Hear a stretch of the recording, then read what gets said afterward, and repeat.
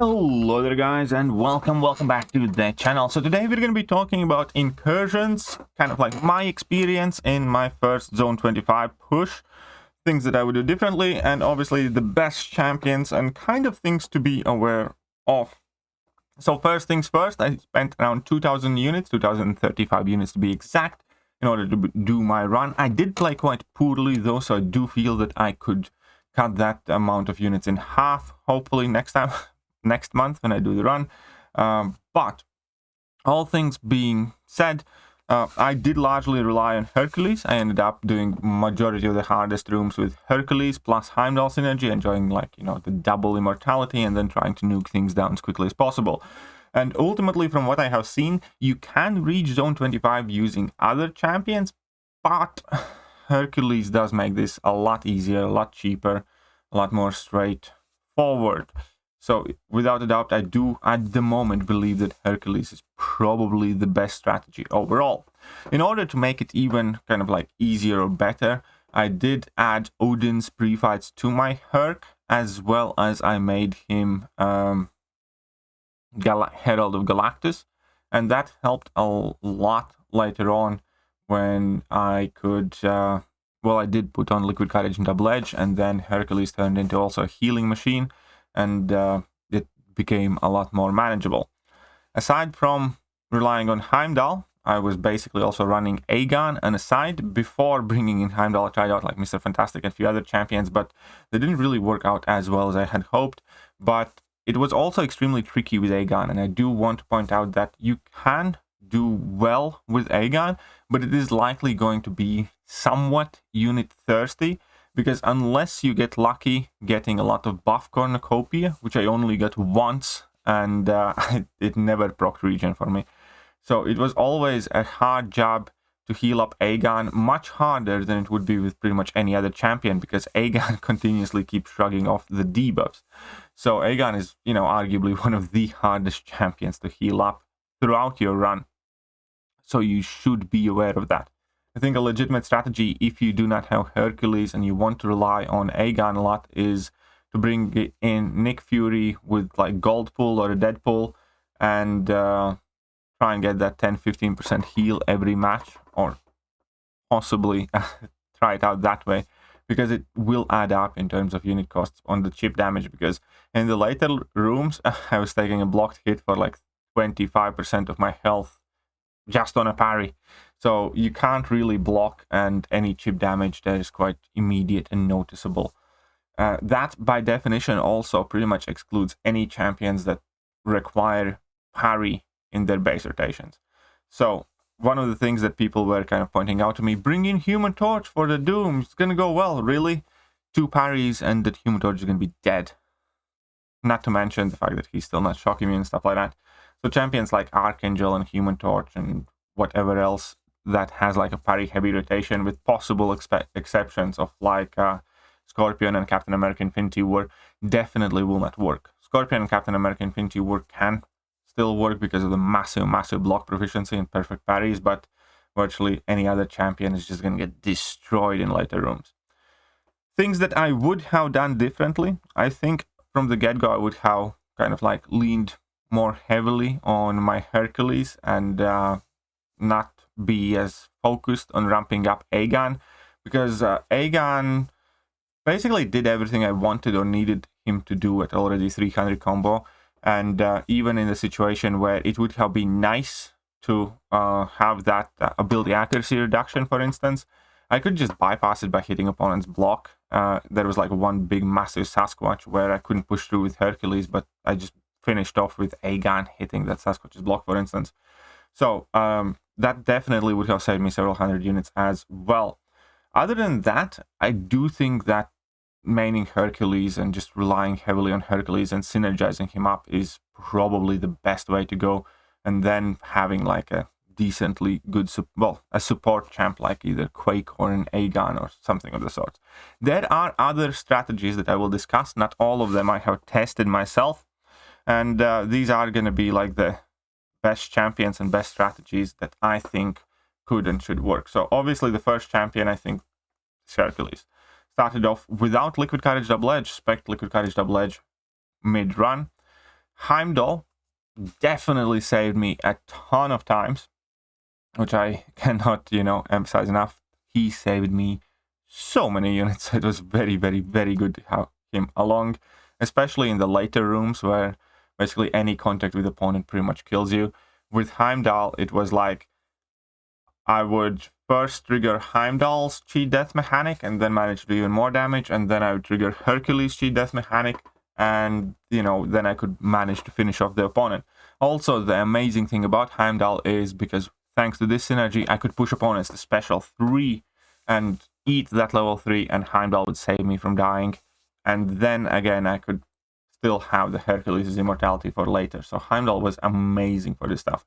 I also have heard that people are running Null for kind of similar reasons with symbiote team of Red Goblin, make the Red Goblin a Herald, and then like Anti-Venom, for instance. That team also seems to work out quite well because obviously Red Goblin has that Herald synergy, which kind of like makes him much more powerful. Anti-Venom has, especially at high sig, mitigates a lot of block damage as well. And then obviously we have Null, who can work extremely well. Especially with Null and Red Goblin, you can run Liquid Courage Double Edge. And then when you are using Red Goblin and you trigger Null's cheat death mechanic and you gain that indestructible buff for 10 seconds, the Liquid Courage and Double Edge, especially with Gallant's pre-fight, heals up Red Goblin enough so that you don't die when you time out. So this is definitely a strategy I do want to try out for one of my next runs at some point in the future.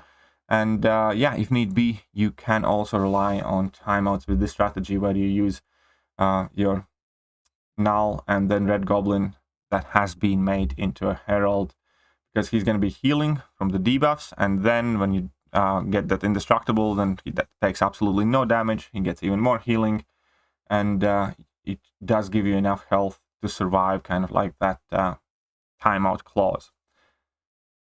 Moving forward, obviously there's Aegon, but as I mentioned, I do think Aegon is going to be quite costly run because he's quite difficult to heal up. Kingpin is a champion that you can use even in the latest rooms because he heals throughout all of the fights, and if you keep spamming your level 1s, then you significantly reduce the parry damage by double and even more than that, and you can actually play relatively normally with Kingpin, just spam level 1s. Yes, the fights might be long, but he can recover a lot of health every fight, and he's kind of like an economical and a very solid option for a ton of these fights themselves. So Kingpin's definitely quite good up there. Kitty Pryde, especially if you're running Liquid Courage Double Edge, will work quite well as well. But the problem with Kitty Pryde is again that you have very kind of like little room for error, and she is quite fragile. But at the same time, when you're running Liquid Courage Double Edge, you can heal consistently with her. And if you are a good Kitty player, she definitely is one of the more viable champions in later room incursions. Obviously, we have Ghost with kind of like similar reasons, where Ghost has phasing. She doesn't really need to take much or any block damage, but you do need to be careful, obviously, when you use her, especially if you do not have the Wasp synergy, which you likely will not, because Wasp is definitely not a suitable champion for late room incursions. But Ghost in itself is a solid option. Then we have Sorcerer Supreme with her healing. Definitely can still block in the later rooms. Even if you take like 30% of your health into parry damage, you will basically regenerate almost all of it back. And Sorcerer Supreme is one of those champions that can quite solidly and reliably push through massive amounts of block damage. And she also does have quite a lot of versatility. Morningstar, I did not test out myself, but I unfortunately did hear that past Zone 10, she wasn't overly effective, especially compared to Hercules. I do think that out of all of the champions in the game, she still does have one of the kind of like better options because of her massive perfect block chance and her regeneration, and then the massive level 2 nukes. But at the same time, again, if you, as I heard from players who did ramp her up, and said it was very difficult to utilize her to the fullest past Zone 10-15. So take that for what you will. I haven't tested it myself, and similar situation could and would be with Mr. Fantastic. Now, Mr. Fantastic is extremely tanky. We do need to keep that in mind. He has increased physical resistance, especially if you run Inequity Mastery. Mr. Fantastic can take down even higher room Dr. Dooms, for instance, and that is kind of exactly what I plan to use him. Unfortunately, in my case, there was like a bug with nodes, which is very annoying, where Dr. Doom started with limited immunity, and I had activated all my 3 pre-fights. None of those 3 pre-fights triggered at the start, because obviously Dr. Doom was debuff immune, but where the bug kicked in was those debuffs should have been reactivated when I used my level 2, but they didn't. So that kind of made that fight extremely dangerous, and past that point I just had to sub him out because I could not heal him back up quickly enough.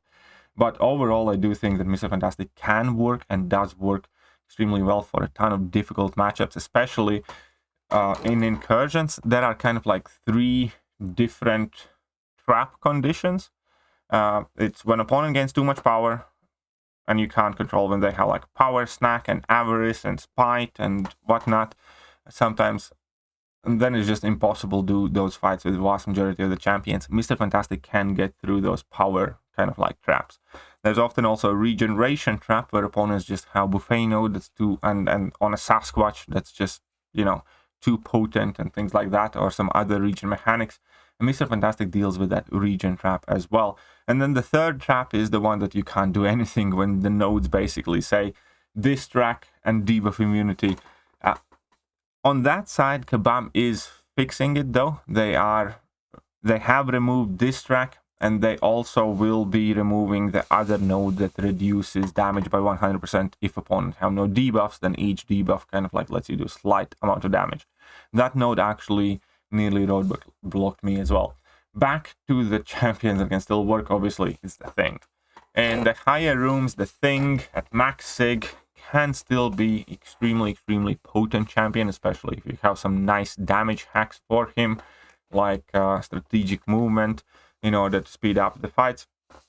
And the good thing with Thing is as well, if you run Liquid Courage Double Edge, because you're going to have protection up pretty much all the time, you will be able to heal him up consistently. So that is a fairly unique thing there as well, because you can run Liquid Courage Double Edge, have protection up, and you're going to take no damage from Liquid Courage, and you're going to still have the willpower healing. So that's quite a nice kind of like workaround that. Ultimately, I must advise people that Incursions is still very RNG heavy game mode, more so than I'd like. So my personal approach, if you're doing Zone 25 push, is never miss a boss hack. If your champion is dead, then revive it using 50 units or 80 units or whatever, but do not miss that boss hack. Because typically when you're going up against million health pools, against massive attack values, you want to finish those fights as quickly as possible, so you want to have all of the most powerful hacks active. When you start exchanging your damage and your speed for these revives and for the healing, it often tumbles down like an avalanche. Because when you don't finish your fights quickly enough, you open yourself up to much longer fights, much more mistakes possibly, much more chip damage, and much more healing and revives needed. So when you exchange your boss hack in order to revive a champion or two, then the next room gets harder. And because the next room's harder, you're more likely to get KO'd again somewhere along the way. And then you're again more likely to not get a boss hack, but choose that to revive your champions. So if you're doing a Zone 25 push, my personal advice is definitely do not skip a single boss hack. At all, ever. You're going to figure out ways how to heal your champions every X amount of room. Like every 5 zones, there are the Doom bots. If you fight against Science Doom bot, you can heal to full. You can hunt for champions like Anti-Venom. Going up against Anti-Venom, you can heal to full. Or going up against Mr. Fantastic, you can heal to full. Going up against Spider-Ham, sometimes you get to heal. And there are several champions that you can use to heal via willpower. And revives, you know, they suck, but they're not that expensive.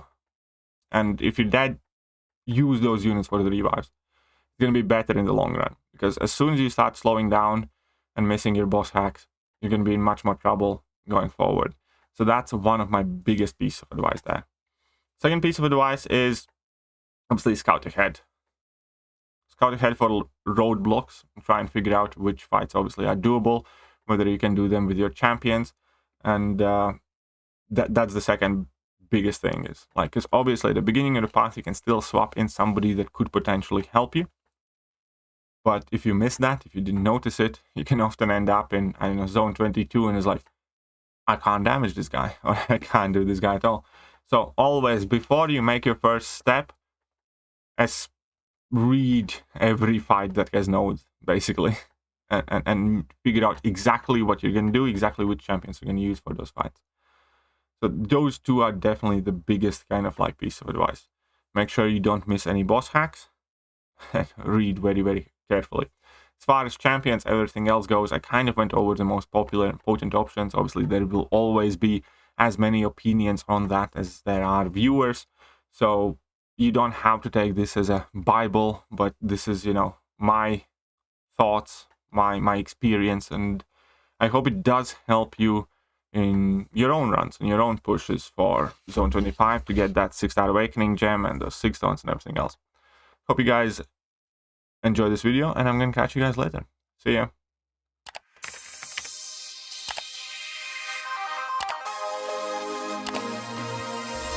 Hello there guys, and welcome back to the channel. So we have all the information about the next